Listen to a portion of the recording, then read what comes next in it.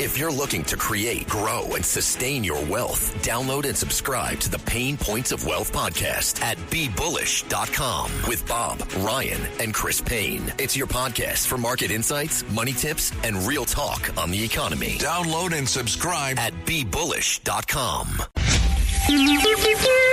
It's the 77 WABC News Hour. Talking the news with Noam Laden. All the news you need to know with Joe Nolan, traffic, Justin Ellick, sports. And now, Talking the News with Noam on 77 WABC. Yes, that's me. Good morning. It is Wednesday, October 22nd. Your forecast from the 77 WABC Weather Center. Mix of sun and clouds today, the high 65. Tonight and overnight, some clouds hang around, low 51, and then Thursday, sunshine, the high just 61. If you are walking out the door with us right now, 58 cloudy in Rockville Center out on Long Island. It's 57 and cloudy in Rumson over in New Jersey, and it's 56 and cloudy right outside our Midtown studios.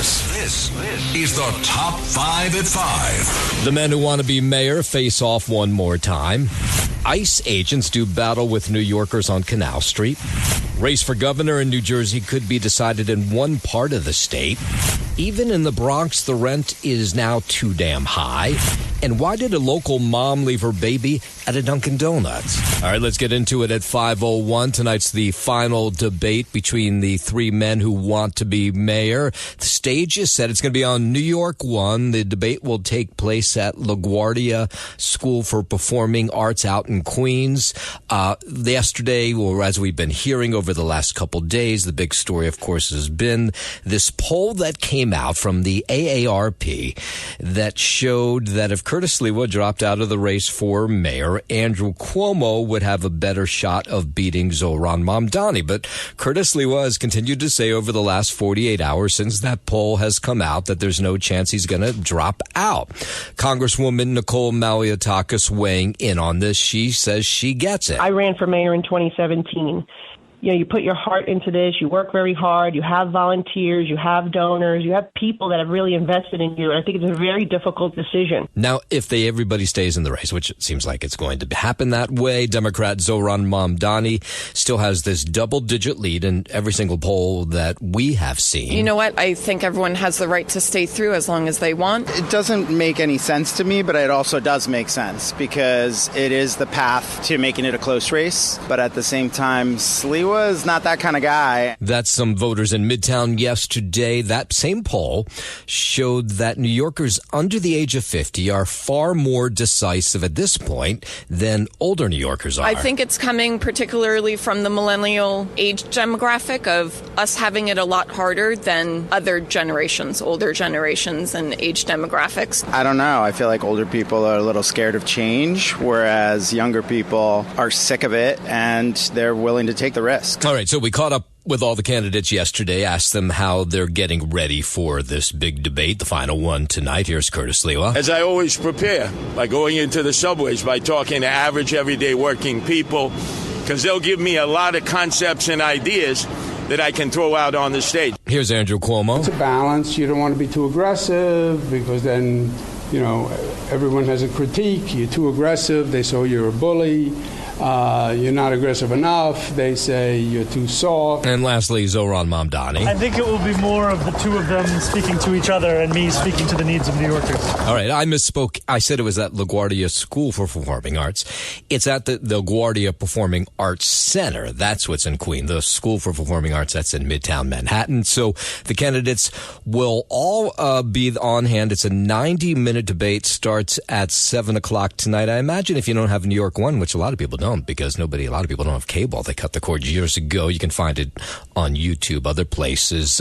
So each of these candidates will have the opportunity to ask each other questions during a lightning round. So that'll be a little bit different than the first debate. Again, 7 o'clock tonight. Of course, we'll be discussing it all right here, and you'll hear some of the highlights of that debate 5 o'clock tomorrow morning. 5:04, a federal ICE operation in lower Manhattan turning chaotic yesterday afternoon, leading to a confrontation between ICE agents and hundreds of New Yorkers. The investigation was focusing on illegal street vendors in the area. The incident occurred surrounding Canal and Lafayette Streets, areas typically lined with knockoff merchandise stands. As vendors began to run from federal agents around 4:30, others tried to intervene. Several people were seen being arrested. Streets in the surrounding area were closed as the chaos spilled into the streets. The NYPD in a statement says they had no involvement in the federal operation. All right, coming up, we will hear from some of the people that were involved in that protest, and we'll hear from some of the vendors. That'll be coming up after 5:30. That massive new $3 billion office tower on the east side of Midtown, not too many blocks away from us, actually, is finally open. They've been working on this thing for a long time. Governor Hochul among the many officials on hand at 270 Park for the ribbon-cutting ceremony on this 60-story J.P. Morgan Chase building. Despite a global pandemic that brought other cities to its knees, we came roaring back because guess what? That's what New Yorkers do. The all-electric building will have 10,000 employees inside by year's end. It's part of a broader development of Midtown. Rob Spire, the head of Tishman Spire Properties, applauding J.P. Morgan CEO Jamie Dimon for moving ahead with the building office tower during the pandemic. Of course, that's when everybody was staying home. By moving forward with 270 Park, you sent the world a message that you believe in New York, that the city is resilient, that we have a great future. Welcome to New York's largest all-electric tower, setting new standards for sustainability with net zero carbon emissions. It is amazing how many people are really back at work in this tower. Of course, another example of that. It's one of the first major New York office buildings to be built after the pandemic. Students across the city could lose their ride to school next month if school bus drivers walk off the job. For the first time since 2007, Broadway is on the horizon of a strike-induced shutdown. Seen the lights go out on Broadway. Musicians representing 23 Broadway shows say they're ready to strike immediately if a deal isn't done by Thursday morning. They've been working without a contract since August 31st. The two sides going into mediation this week with hopes of ending with a deal. The Broadway League says they're committed to working in good faith to get a contract done.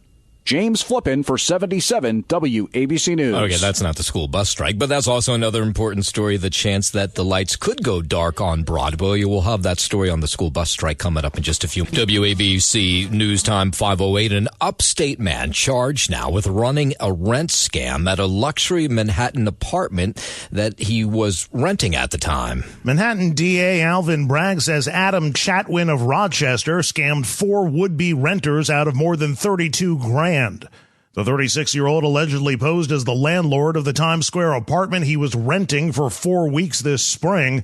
He posted online listings that said he needed to relocate for work and was looking to sublease the studio. Bragg says Chatwin made up phony leases and collected rent and security deposits and other fees. He's charged with fraud and grand larceny. Andrew Whitman, NBC News Radio, New York. Let's head down to Atlanta. We're getting more details on this man who showed up at Atlanta Hartsfield Jackson International Airport with a rifle. Clearly was planning to do some serious damage. His name is Billy Joel Cagle. And cops got a tip from his family before he showed up. So that no doubt helped them find this individual. For a family member who knows someone the best to call and convey in the manner that they did, we knew it was serious, and that's why we started deploying the resources. Yeah, so Cagle was arrested inside this domestic terminal minutes after police first spotted him in the building. Investigators say they found an AR-15, dozens of rounds of ammunition in his truck.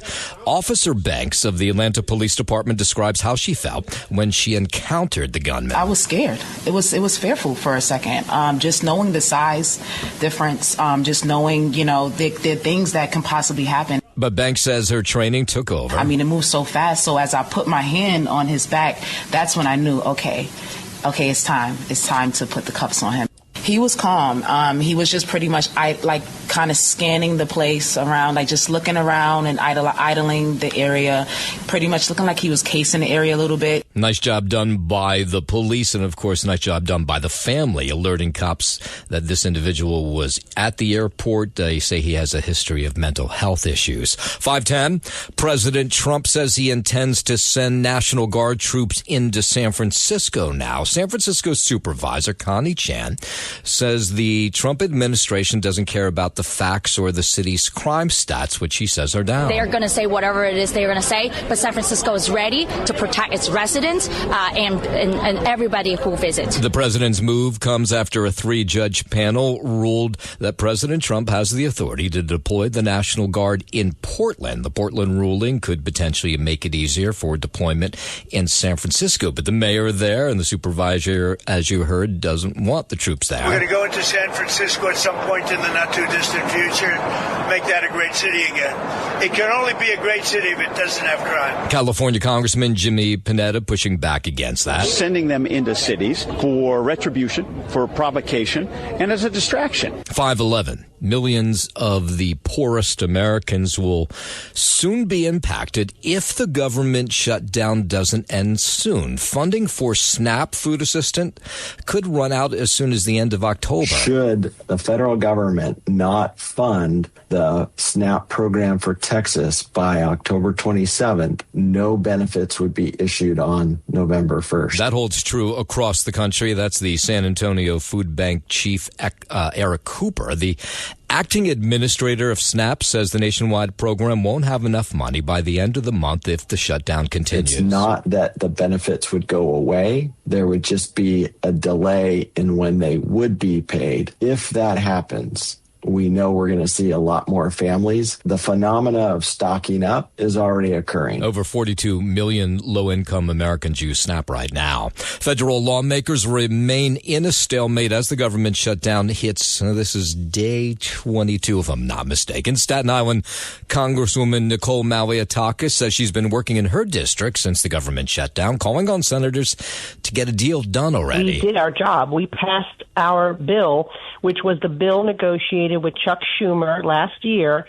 It's an extension of that funding that they previously voted for 3 times. And she claims Republicans are willing to work with Democrats on a slew of issues. And these are temporary Band-Aids. We really need the senators to just do their job. What they're trying to do is bring in outside, unrelated policy, which the Republicans in the White House have already said, we will work with you on these issues, but it should not be tied to this funding. Both sides just piling on each other. Republican senators criticizing their colleagues across the aisle as the government shutdown turns 3 weeks old. Senator Kevin Kramer, he's from North Dakota, says Democrats are playing into the president's hand by refusing to vote for that GOP measure to reopen the government. The irony is they have rallies they call no kings, and then they make him a king by their own very actions. They literally have turned the entire government, federal government, over to Donald Trump, the person they say they hate and don't trust. And then they had this sort of weird moment in the White House yesterday. Senator Rand Paul says he wasn't invited to a White House lunch with other Republican senators yesterday to talk about the shutdown. The president, he referenced Senator Paul at this event that took place in the Rose Garden. We're just missing one person. You'll never guess who that is. Let me give you, he automatically votes no on everything. So Senator Paul took to X. He says he was okay with not being invited. Instead, he was having a Liberty Caucus lunch with Republican Congressman Thomas Massey, who's also from Kentucky. He thinks it's good politics. It's really not good politics. He's an automatic no. The president was hosting the GOP senators yesterday to show his appreciation for having them advance dozens of his nominees. And President Trump also again touting his tariffs during this Rose Garden luncheon for Senate Republicans yesterday. He talked about foreign trade. I'll tell you what, tariffs equal national security. Remember that. The president says he has high hopes of finally reaching a trade deal with China when he meets with President Xi Jinping later this month in South Korea. China and the U.S. have been involved in a trade standoff since the president took office for the second time. I'm going to see President Xi in 2 weeks. I'm going over to South Korea. We're going to meet in South Korea. We're going to talk about a lot of things. They want to discuss the fact that they're paying 157% tariff. It's a little higher than they thought.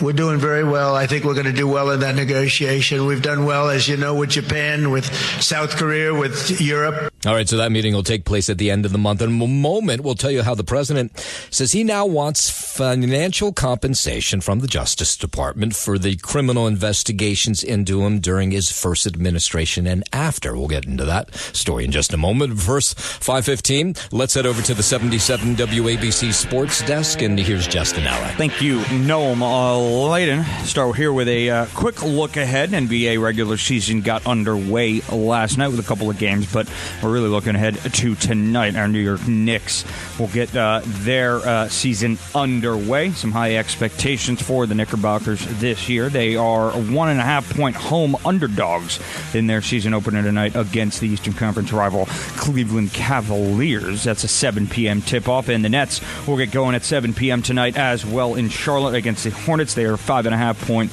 road underdogs in that one.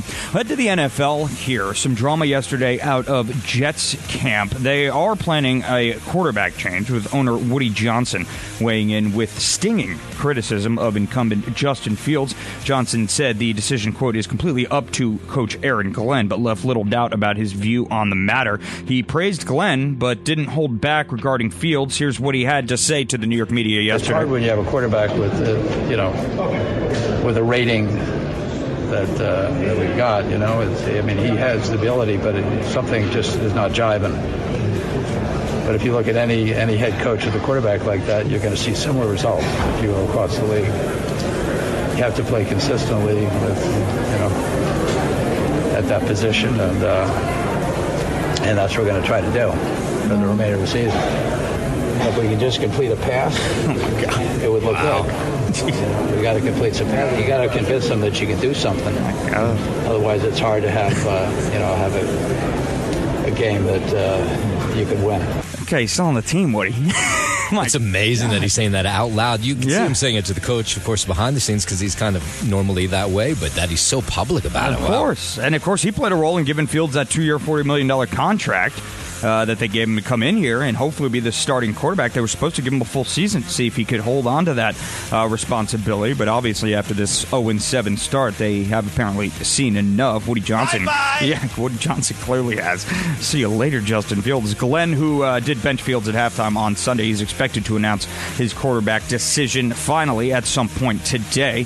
The Jets will face the Cincinnati Bengals on Sunday. Chances, I'm willing to bet here, Noam Layden, it will not be Justin Fields starting. No, I don't think so after that. We'll head to the ice here out in Elmont. Matthew Schaefer had a goal and an assist, and the Islanders beat the winless San Jose Sharks 4-3 to win their third straight after dropping their first 3 games of the season. Up next for the Isles, they'll host the Detroit Red Wings tomorrow night.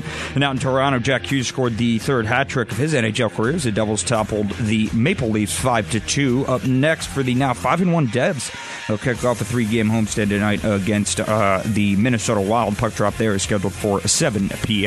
That is your Sports Noam, and I'm Justin Ellick on 77 WABC. WABC News Time 520. President Trump wants financial compensation from the Justice Department for criminally investigating him. But I was damaged very greatly, and any money that I would get, I would give to charity. The president says he's owed damages for 2 investigations: the alleged Russian interference in the 2016 presidential election and the FBI search of his Mar-a-Lago home related to the handling of classified documents. And on New York Times reporting this morning, the president's seeking $230 million as compensation. And it's awfully strange to make a decision where I'm paying myself. In other words, did you ever have one of those cases where you have to decide how much you're paying yourself in damages? The president insists he's not looking to make a buck. They would owe me a lot of money, but I'm not looking for money. I'd give it to charity or something. I would give it to charity. And he says it's an odd situation where people within his own administration would be approving that possible payout. Millions of seniors on Medicare in the process of changing plans during open enrollment. Medicare Administrator Dr. Mehmet Oz says if you have questions, now's the time to call 1-800-MEDICARE for advice. We know a lot about you, right? We pay your medications, so we know what they cost and where they are. We know your doctors. We pay them. So we can give you advice about what plans are the most affordable ones for the medications you're on and the docs you're seeing. Dr. Oz says there are significant changes in 2026 to premiums, deductibles, plan choices. plans change, your health changes, your needs change. We have a team of experts that improve the experience on Medicare.gov. And if you don't sign up by December 7th, then we'll decide for you, which may not be as good as you deciding for you.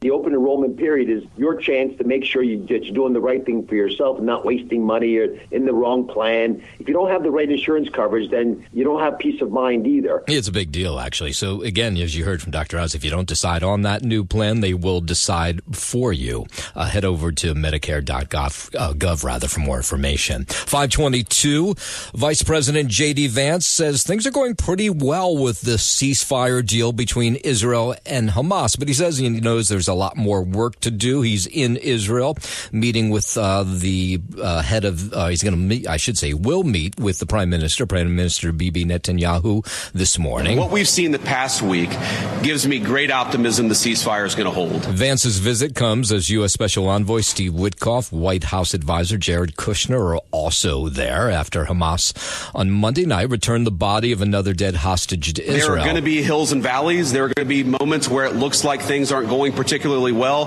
But given that, and given the history of conflict, I think that everybody should be proud of where we are today. The vice president says he's still pretty confident this peace deal will hold. It's going to require constant effort. It's going to require constant monitoring and supervision. That's part of the reason that Admiral Cooper and his team is here, is to mediate these disputes, to mediate these disagreements as they come up. But look, right now, I feel very optimistic. Meanwhile, Israel's still waiting for the remains of 15 dead hostages to be handed over by Hamas. Those bodies in Gaza. North Korea reportedly test-fired several short-range ballistic missiles off its east coast. That was this morning. Correspondent Laura Westbrook reports the test comes as President Trump is expected to visit South Korea October 31st for that regional summit. Experts earlier said North Korea could conduct provocative missile tests before or during the Asia-Pacific Economic Cooperation Summit to underscore its commitment to gain recognition as a nuclear weapons state. It was the first reported North Korean ballistic missile test since last May. While we're overseas, French officials say the jewelry that was stolen from the Louvre, the museum in Paris, over the weekend, is valued at over more than $100 million. Thieves broke into the museum Sunday morning shortly before it opened to the public.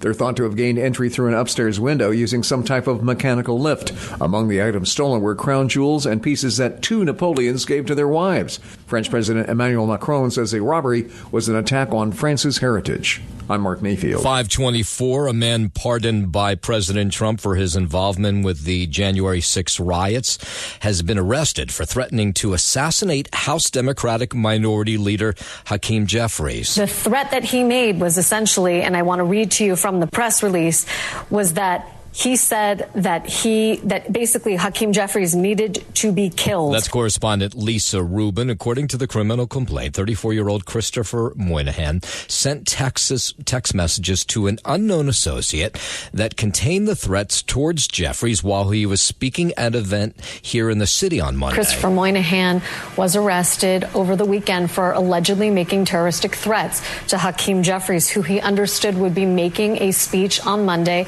at an economic club in New York City. While there was a joint investigation between the FBI and the Joint Terrorism Task Force, the arrest was made by New York State authorities, and he is expected in a New York State court on Thursday. Yeah, we'll see how that happens. Of course, we'll continue to cover that story. 525. Demolition. While there was a joint investigation between the FBI and... Let's figure that out. Demolition work underway on the East Wing of the White House. Mitch McCann reports that according to an administration official, it's part of President Trump's project to build a $250 million ballroom. The president says it's been privately funded, however, but hasn't revealed exactly where the money's coming from, other than to say it's from many generous patriots. The White House says the state ballroom will cover around 90,000 square feet of ornately designed and carefully crafted space. The East Wing is part of the White House complex, which is typically used by the First Lady and her staff. That reporter you heard there, Mitch McCann, reports the ballroom will have seating capacity of about 650 people. Much more than the 200 who can currently fit in the East Room. However, one Democrat has proposed a bill preventing any federal funds from being used for any White House construction during a shutdown, and one former Republican has called the project utter desecration. There has been pushback. National Trust for Historic Preservation, a congressionally chartered nonprofit tasked with preserving historic buildings, they sent a letter to the National Park Service, and they said the president's proposed 90,000 square foot addition would overwhelm the White House itself and may also permanently disrupt what they say is the carefully balanced classical design of the White House. And President Trump, he was marking Diwali at the White House yesterday. FBI Director Kash Patel, a first-generation Indian American, was at the celebration. Indian Americans around the world and Indians around the world are thrilled that you are such a profound leader in sharing this diversity with the world, and we can't thank you enough, and happy Diwali. Festival of Lights is a religious tradition observed by Hindus, Sikhs, Jains, and Buddhists. Tulsi Gabbard was there for the celebration as well. Today, we celebrate God, His love, and the blessings that He has shared with all of us. It's the 77 WABC News Hour. Talking the news with Noam Laden. All the news you need to know with Joe Nolan, traffic, Justin Ellick, sports. And now, Talking the news with Noam. On 77 WABC. Yes, that's me. Good morning. It is Wednesday, October 22nd. Your forecast from the 77 WABC Weather Center. Mix of sun and clouds today, high 65. Tonight and overnight, some clouds, low 51. And then Thursday, sunshine, a little cooler, high 61. If you are walking out the door with us right now, so happy you are. 58 cloudy in Rockville Center out on Long Island. 57 and cloudy in Rumson over in New Jersey. And it's 56 and cloudy right outside our Midtown studios. WABC News Time 5:39. Tonight's the final debate between the men who want to be mayor of New York City, Andrew Cuomo, Zohran Mamdani, and Curtis Sliwa. That out on the campaign trail. The only topic yesterday continued to be whether Curtis Sliwa would drop out of the race. He's made it very clear that he's not going to, but reporters keep asking him if he's going to. Let's be very clear. I am not dropping out under no circumstance. The billionaires are not picking the mayor. They've been wrong every step of the way. And I will be casting my vote on the first day of early voting Saturday.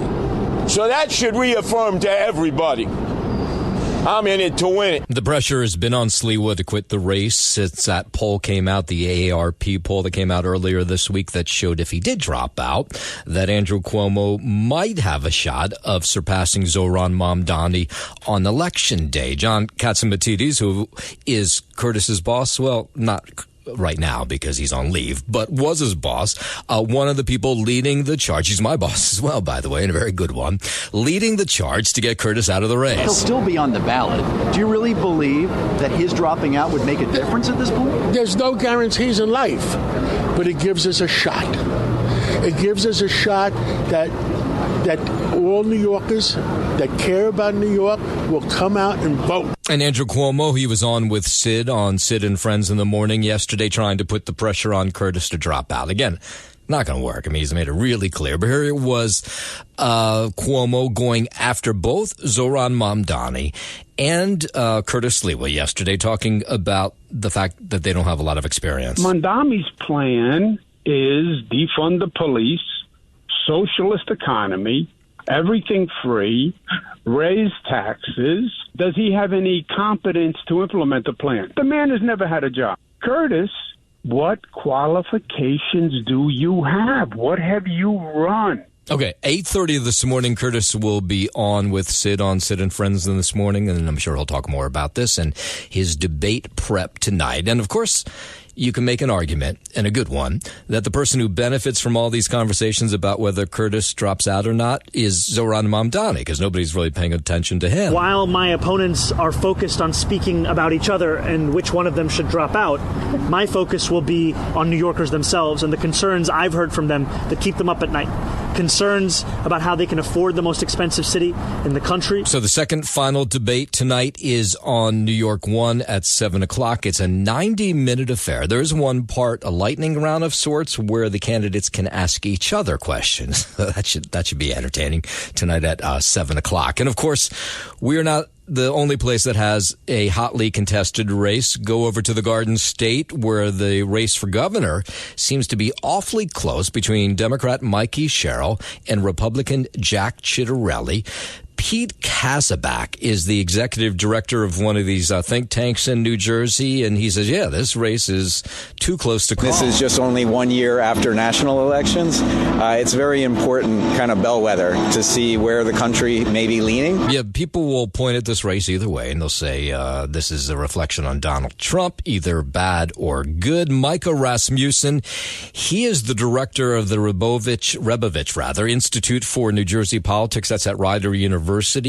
And he says the latest polling has shown a consistent edge for Sherrill, but one that's also narrowing. So there's, of course, just 13 days to go. But he says that is still plenty of time to swing the race in either direction. Now, I should point out, Democrats hold a 850,000 voter edge in registration in New Jersey, but there are also 2.3 million registered independents who can swing the race. And the thought is the race could be won or lost in South Jersey this time, because last time South Jersey went big for Jack Ciattarelli 4 years earlier, big for Phil Murphy at the time. So now everybody's watching to see what happens this time around. Ciattarelli has not stopped getting around, right? He's been running for governor for 10 years, and he is on that rubber chicken circuit. Every year he's in Vineland for the same dinners and, in Glassboro. And, he's really getting around the region. The Rider professor says both candidates have campaigned hard in the area down in South Jersey. He also credited the Sherrill campaign for its work in South Jersey, says the question for him is whether the Democratic nominee can separate herself from Phil Murphy. He's not sure she's been successful at doing that. Does she have the same liability in South Jersey that Murphy had, or is she her own entity in South Jersey? Are people willing to take a look at her for her own, on her own merits? And if they are, then I don't think there's any reason to think that she'll run as weakly as Murphy did 4 years ago. It has been 60 years since New Jerseyans elected a governor from the same party for 3 consecutive terms. You have to go back to 1965. Early voting in New Jersey, it begins on Saturday. All right, in a moment, we'll go to Lower Manhattan, where tempers just flared between ICE agents and regular New Yorkers yesterday afternoon. We'll get into that story in just a moment. But first, 5:45, let's head over to the 77 WABC Sports Desk, and here's Justin Allen. Thank you, Noam Layden. Start with this drama out of the Jets camp. They are planning a quarterback change, with owner Woody Johnson weighing in with stinging criticism yesterday of incumbent Justin Fields. Johnson said the decision, quote, is completely up to Aaron Glenn, head coach, of course, but left little doubt about his view on the matter. He praised Glenn, but didn't hold back regarding Fields. Here's what he had to say to the New York media. Woody Johnson talking to the New York media. Hello there. Hey, Louie. Little Woody Johnson here. It's hard when you have a quarterback with, with a rating that we've got. He has the ability, but something just is not jiving. Where's his ability? If you look at any head coach with a quarterback like that, you're going to see similar results if you go across the league. Mm-hmm. You have to play consistently with, at that position, and that's what we're going to try to do for the remainder of the season. If we can just complete a pass, it would look good. You got to complete some passes. You got to convince them that you can do something. Otherwise, it's hard to have a game that you could win. Well, yeah. Why did he go public? Why can't he just ring down to the coach? He owns the team and say, hey, yank Justin Fields. He's horrendous. Yeah. What was this all about? Do you think the coach wanted to keep Justin Fields in there? No. Exhibit A on why this is not a properly run organization. Yeah, it's strange. Was this like a press conference, or was this somebody offhanded event he was at? He was walking off. It looked like he was at some media thing, but it was outside. It was to a press gaggle. It wasn't sitting down in front of a bunch of microphones. I think he might have been at the opening of that building, 270 Park maybe. yesterday. Maybe you're right. Yeah. Maybe you're exactly correct. But either way, yeah, don't say anything. And then to go on for a minute and a half like that is nuts. Yeah. If you want to give a short, stinging answer, fine, maybe. But then to go on and on, if we can only complete a pass, well, if you have a quarterback like that, he just doesn't have the tools. Oh, my God. Yeah, when you hear that, you think, wow, this team is really poorly run. And then you wonder, what were they thinking when they signed him on to a 2-year, $40 million contract? Yeah. So, the plan obviously originally was to give him a full season, see if he could be at the helm of this offense. And he can, obviously. It's an 0-7 start for the Jets, and they've apparently seen enough. We'll get the final decision today from head coach Aaron Glenn, but I'm willing to bet that Justin Fields will not be the starting quarterback for the New York Jets Sunday in Cincinnati. If the coach wants to keep his job, I think he's going to follow what the owner tells him to do. Without a doubt. Yeah. So you'll see Tyrod Taylor in there, whatever, and they'll be just as bad. It's not going to be any better. What's Tyrod Taylor? Come on. I think they're going to go on a 10-win win streak. Yeah. Sure. Have you looked at their schedule? Yeah. Out in Elmont. First off, we got to look ahead tonight to the hardwood. Haven't got to this yet. The Knicks will open up their regular season against the Cavaliers. It's a good matchup. Game 1 of 82. Knicks 1.5-point home underdogs there, and the Nets will open in Charlotte against the Hornets. They are 5.5 road underdogs in that one. Out in Elmont, the Islanders, they won their third straight, beating the San Jose Sharks 4-3. Up next for them, they'll host the Detroit Red Wings tomorrow night. And out in Toronto, Jack Hughes scored the third hat trick of his NHL career. Devils top the Maple Leafs 5-2. They're 5-1 now on the year. They'll kick off a 3-game homestand tonight against the Minnesota Wild. Puck drop there 7 p.m. That's your Sports Gnome, and I'm Justin Ellick on 77 WABC. WABC news time 5:50. Tempers flared last night as federal agents carried out a joint immigration and customs enforcement crackdown on the illegal street vendors on Canal Street. If you've gone to Canal Street any time over the last, it's got to be 30 years, that's where people go to get knockoff handbags and jewelry. They have these vendors just putting blankets down on the street selling their wares. So arrests took place between Lafayette and Center Streets in Chinatown, an area that's typically crowded with these merchants selling these designer knockoffs. Every time I get off the train, it's flooded with people selling bags, vendors.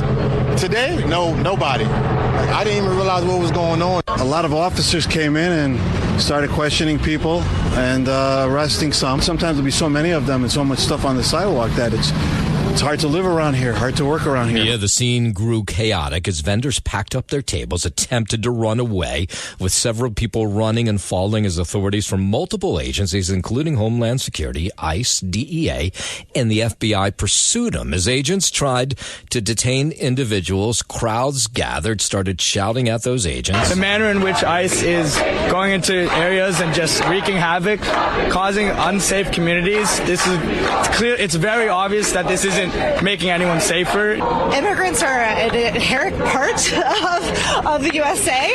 They're not the problem in this country. So some bystanders were cursing at those ICE agents. One officer was seen pointing his taser at this angry crowd on Canal Street.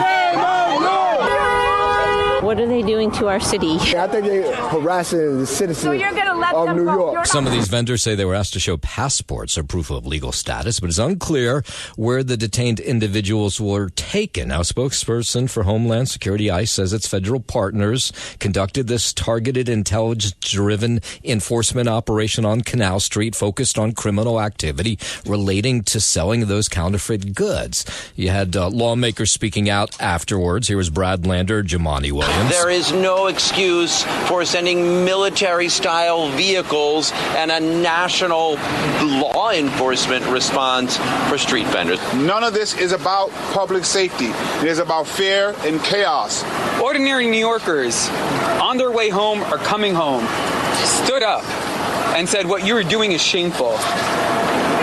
And ICE's response to that was escalation and violence. Now, we reached out to the NYPD. They said they had no involvement in this operation, and a statement from the mayor's office offered a similar response. 5:53, up to the Bronx, where you used to go to get a bargain on a rental. No more. A new report shows rent prices continue to climb in the Bronx. The average rent costs in some neighborhoods increased just 3% in September alone. Neighborhoods like Morris Heights, University Heights have seen rent increases over the last 2 months of 10%. One-bedroom apartments in September went for about $2,800 on average. Kenny Burgos is the CEO of the New York Apartment Association. Because we have a 1.4% vacancy rate in New York City, meaning there's effectively almost no available apartments, you have prospective tenants all battling for the same units. And what happens is they'll outbid each other. Yeah, so Burgos says whoever is elected the next mayor really needs to put their focus